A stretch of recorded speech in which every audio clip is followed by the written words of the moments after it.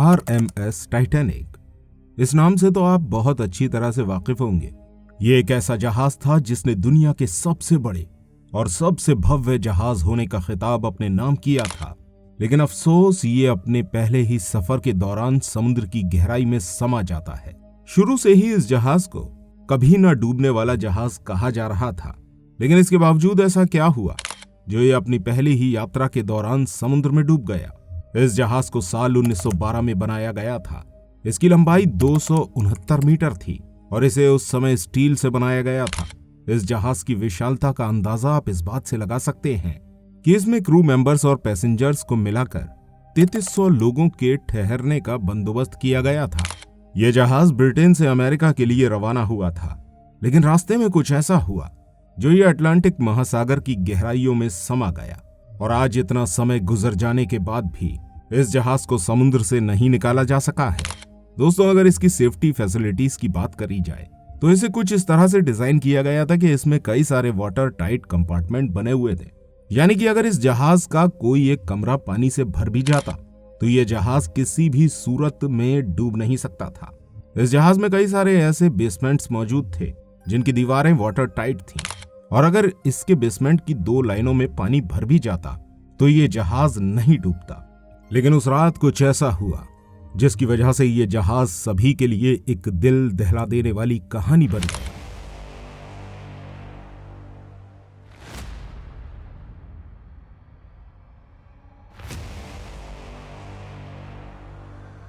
जिस कंपनी ने इस जहाज को बनाया उसका नाम था व्हाइट स्टार लाइन। यह कंपनी अपने प्रचार प्रसार के लिए एक ऐसा जहाज बनाना चाहती थी जो कभी डूबे ही नहीं। उस समय स्टार लाइन कंपनी की अपनी देश की एक शिप कंपनी से टक्कर चल रही थी। वो कंपनी भी काफी लग्जरियस और स्पीड से चलने वाले जहाज बनाया करती थी। उस कंपनी को पीछे छोड़ने के लिए व्हाइट स्टार लाइन कंपनी ने एक ऐसा जहाज बनाने का फैसला किया जो कभी डूबे ही नहीं और उसकी गति भी बहुत तेज हो।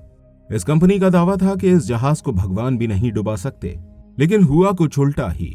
यह जहाज अपना एक सफर भी पूरा नहीं कर पाया। यह अपने पहले ही सफर के दौरान समुद्र की गहराइयों में समा गया। इस जहाज के बनने के बाद सभी इसकी खूबसूरती को देखकर हैरान थे।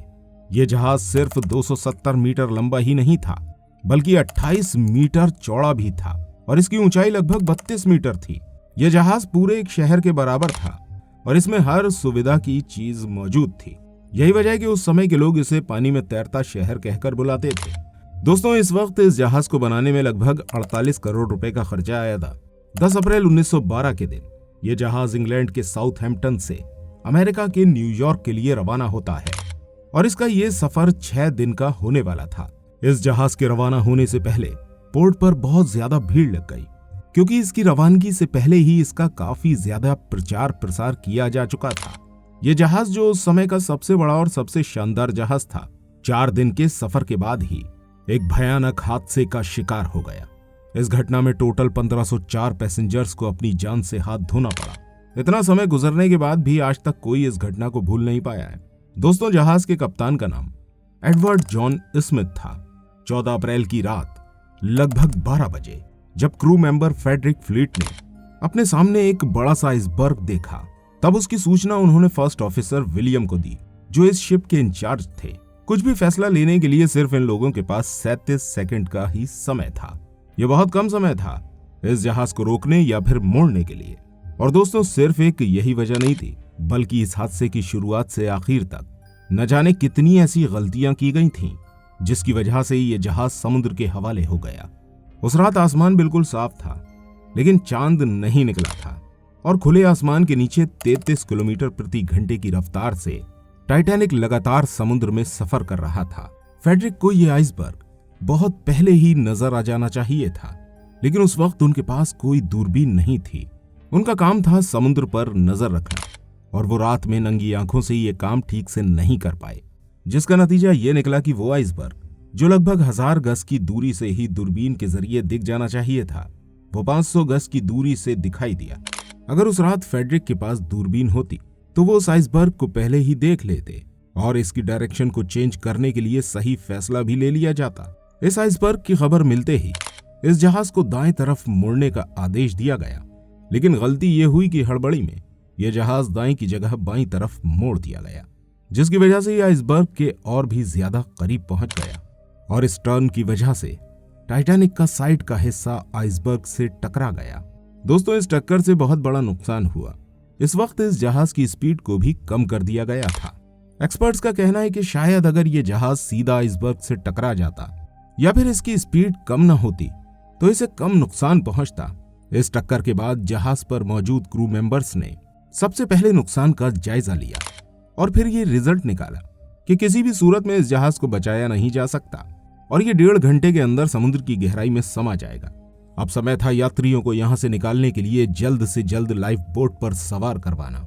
लेकिन दूसरी गलती थी कि इस जहाज पर सेफ्टी के लिहाज से उतनी लाइफ बोट्स नहीं रखी गई थीं जितने यहां पैसेंजर्स मौजूद थे।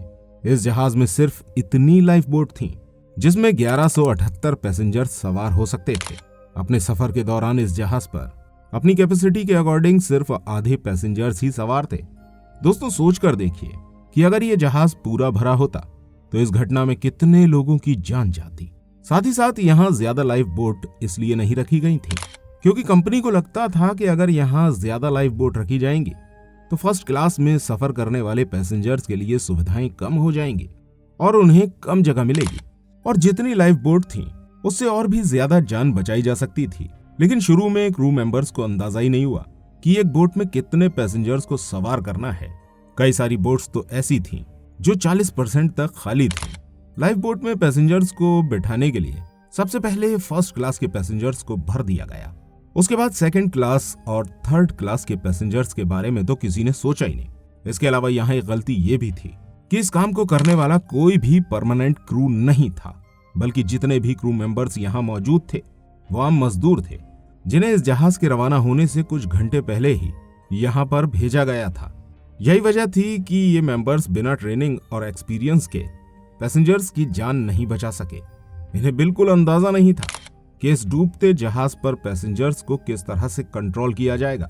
दोस्तों, धीरे धीरे करके इस जहाज में पानी का प्रेशर बढ़ना शुरू हो गया और टाइटैनिक जैसा एक भव्य जहाज इस प्रेशर को बर्दाश्त नहीं कर पाया, जिसकी वजह से यह जहाज 2 टुकड़ों में टूट गया। आपको जानकर बहुत हैरानी होगी कि इस जहाज पर जो म्यूजिक और बैंड वाले मौजूद थे वो यहाँ पर लगातार म्यूजिक बजा रहे थे ताकि पैसेंजर्स को हौसला मिल सके। लेकिन अफसोस के बैंड वालों में से किसी एक को भी नहीं बचाया जा सका। जब यह टाइटैनिक डूब रहा था तो कई सारे फायरवर्क्स भी छोड़े गए, लेकिन टाइटैनिक के आसपास कोई ऐसा जहाज मौजूद नहीं था जो यहाँ पहुंचकर इन लोगों को बचा ले। लगभग 700 लोग ऐसे थे जिन्हें लाइफ बोट में बैठाकर बचा लिया गया। बाकी कई सारे लोग समुद्र में डूब गए और कुछ लाइफ जैकेट को पहनकर तैर रहे थे। लेकिन यहाँ पर पानी का टेम्परेचर -2 डिग्री सेल्सियस से भी कम था, जिसकी वजह से इन लोगों की भी कुछ ही मिनटों में मौत हो गई। धीरे धीरे करके जहाज के दोनों हिस्से अटलांटिक ओशन की गहराई में समा गए। इस जहाज को पूरा डूबने में लगभग 3 घंटे का समय लगा। बताया जाता है कि इस जहाज के डूबने का एक कारण यह भी था कि इस जहाज के जो चेयरमैन थे उन्होंने कैप्टन स्मिथ को खास इंस्ट्रक्शन दिए थे कि किसी भी सूरत में इस जहाज की स्पीड कम नहीं होनी चाहिए, क्योंकि वो किसी भी तरह अपने जहाज को दुनिया का सबसे बेहतरीन जहाज साबित करना चाहते थे। इसके अलावा इस जहाज के रवाना होने से पहले ही कई सारे जहाज के कप्तानों ने ये चेतावनी दी थी कि समुद्र में मौजूद आइसबर्ग इस जहाज के लिए खतरा बन सकते हैं, लेकिन किसी ने भी इस वार्निंग के ऊपर ध्यान नहीं दिया और इस जहाज के डूबने का सबसे बड़ा कारण दूरबीन का इस्तेमाल न होना था। दोस्तों, आज इतना समय गुजरने के बाद भी ये जहाज अटलांटिक ओशन की गहराई में मौजूद है और इसे आज तक निकाला नहीं जा सका है। और दोस्तों, आपका क्या मानना है इस बारे में कि टाइटैनिक के बारे में? ज्यादातर लोगों को टाइटैनिक मूवी से ही पता चला था। कमेंट में इस बारे में जरूर लिखिएगा और इस तरह की और इंटरेस्टिंग वीडियोस देखने के लिए हमारे चैनल को सब्सक्राइब करना बिल्कुल मत भूलिएगा। धन्यवाद।